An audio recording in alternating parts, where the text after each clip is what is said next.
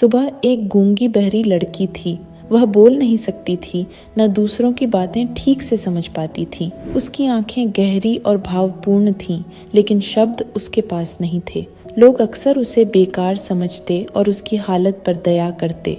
उसके पिता, एक जमींदार, उसे लेकर हमेशा चिंतित रहते। उनके मन में यह डर बैठा था कि इस बेटी का विवाह कैसे होगा, कौन इसे अपनाएगा। वहीं सुबह की माँ का स्वभाव थोड़ा कठोर था। वह अपनी बेटी को अक्सर बोझ मानती। घर में उसके प्रति प्यार और अपनापन बहुत कम था। सुबह का जीवन घर की चौखट और आंगन तक ही सीमित था। वह दिन भर पेड़ों, पौधों, फूलों और जानवरों के साथ समय बिताती। पंछियों की उड़ान को देखती, नदी की लहरों को निहारती और गहराई से प्रकृति को महसूस करती।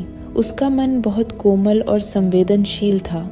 गांव में उसकी कुछ सहेलियां भी थीं, लेकिन वे सब धीरे धीरे बड़ी होकर अपनी अपनी शादी में व्यस्त हो गईं। सुबह अकेली रह गई।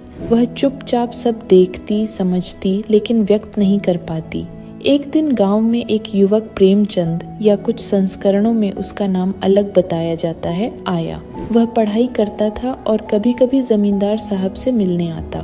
सुबह और उस युवक की मुलाकातें होने लगीं। युवक को सुबह की मासूमियत और सुंदरता भाने लगी। भले ही वह बोल नहीं पाती थी, लेकिन उसकी आंखें बहुत कुछ कह देती थीं। धीरे धीरे युवक और सुबह के बीच एक गहरा भावनात्मक रिश्ता बनने लगा। सुबह भी उसे देख मुस्कुराती, उसकी मदद करती और अपनी आंखों से ही भाव व्यक्त करती। उसके जीवन में पहली बार उसे लगा कि कोई उसे समझ रहा है, कोई उसे अपना मान रहा है। लेकिन यही सुख ज्यादा देर तक नहीं रहा। जब युवक के परिवार को पता चला कि सुबह गूंगी है, तो उन्होंने यह रिश्ता तोड़ दिया। उनके लिए यह लड़की उपयुक्त नहीं थी।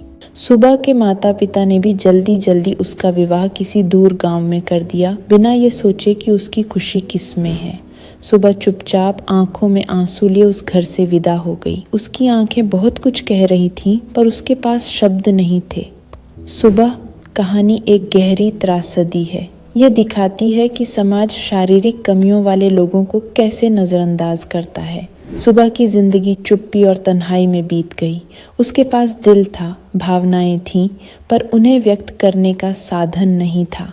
ये कहानी हमें सिखाती है कि इंसान की असली सुंदरता उसकी आत्मा और भावनाओं में होती है, न कि केवल उसके बोलने या सुनने की क्षमता में।